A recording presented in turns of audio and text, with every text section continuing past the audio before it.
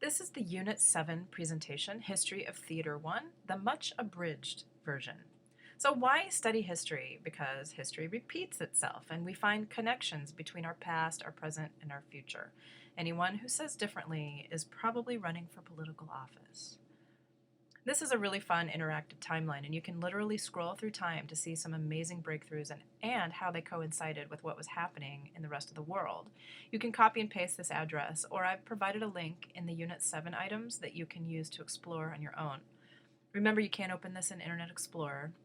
Use Google Chrome or Firefox or Safari or something like that instead. So when we talk about the origins of theater, we typically go back to the Greeks in the 5th century BC. That's 2,500 years ago. This is a photo of a typical Greek stage where the audience seats are built into the hillside, and the circular shape created amazing acoustics that make our contemporary sound engineers quite jealous. And we talk about Aristotle, whom you may have studied about in philosophy class. He was a philosopher who wrote the definitive text on how important art is in our everyday lives. So we love him for this. He wrote the Poetics. So in the Poetics, he defined some essential elements of storytelling: plot, character, thought, which is now what we refer to as the theme or the message of the play, diction, or how the language is structured, spectacle, which means it should be impressive to look at, and song, which really means it should flow smoothly with musical interludes, or at least a strong sense of rhythm in its structure. These were all defined in the Poetics. We consider a man named Thespis to be the first actor, which is why we sometimes refer to actors in general as thespians. Greek theater at first consisted of just a group of actors reciting together, but then some playwrights began experimenting with one or two actors who created individual characters who would step out from the chorus and represent someone specific. This became a major trend that was quite popular with the audiences, as you can imagine.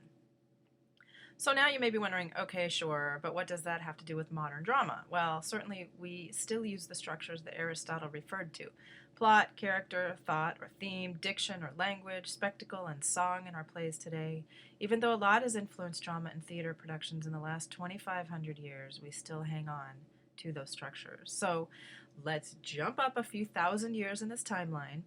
And in this timeline image you see here, we'll start with the 1850s, towards the second half of the 19th century. So in America, things are pretty chaotic socially and politically, as you might know from your American history, and the American Civil War divided the country and really took people's attention away from arts and culture. So you can see not much is happening in terms of performance. So let's talk about how a particular form of theater referred to as realism evolved and came over to America and shook things up a bit, and it really started in Europe. So keep in mind that most art forms evolve as a counteract or as a rebellion to a previous art form. So prior to realism, you had romanticism and melodrama, which tended to be a bit over-exaggerated and almost fluffy, if you will. And these spread to America as well from Europe. Melodrama was really picked up by the Americans. So melodrama, for example, drew people in with devices such as heightened music and bold costumes. The issues were more clear-cut and a judgment almost between right and wrong. The characters were clearly good or bad. In fact, the good guys wore white hats and the bad guys wore black, so you knew. And their actions were often exaggerated, and with dangerous circumstances and catastrophic consequences, there was definitely a strong sense of suspense. We even get the term claptrap from these art forms because they tended to use elements of spectacle and language that almost seemed to force the audience to start applauding wildly. In other words, they kind of manipulated the audience's emotions to the point where they were overwhelmed, like a build-up in the music and a cymbal crash or a flag waving furiously behind a soldier climbing a hill to freedom. These were over-exaggerated emotional tricks that they used. Okay, so in other words, realism evolved because people wanted something more grounded and truthful to the pain and suffering and simple triumphs of everyday living. No cymbal crashes in realism. It began around 1850 in stark contrast to romanticism and melodrama because it reflected everyday life as it really was. Hence, A Doll's House is considered one of the first realistic plays. So why did people suddenly feel like they wanted more realism? Well, because science and industry were changing so fast that they wanted to use the theories of science to examine life. Life was becoming more literal, in other words. Photography showed all of our flaws. Inventions changed the way we saw things, literally, with the light bulb.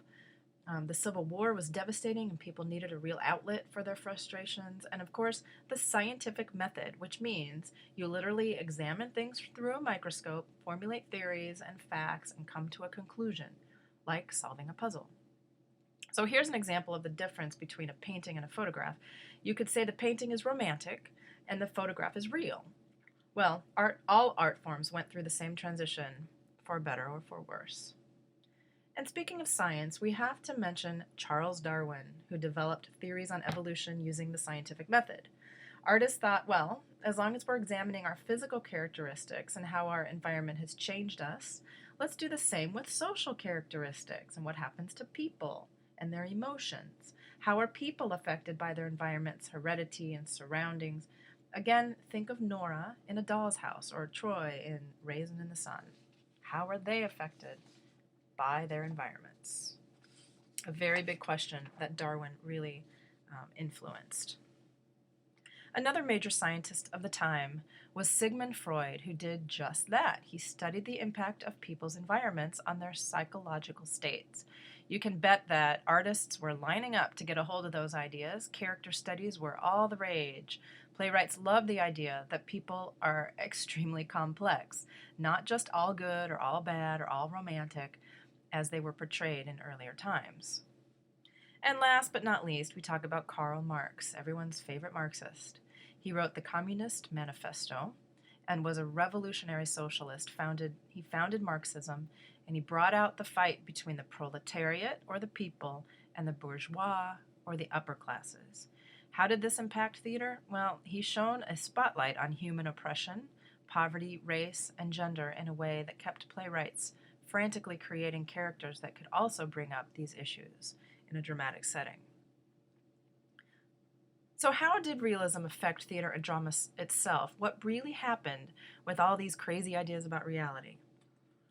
Well, realism seems to reflect life, real life. It seeks to have the audience understand their own struggles and more about the human condition by watching it up on the stage. And it created problem plays which focused on complex social issues.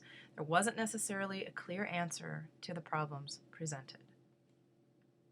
So how did it change theater in the long run? Well, it changed the acting technique because actors now sought to become the characters rather than just pretending to be them. They wanted to be more realistic in their acting.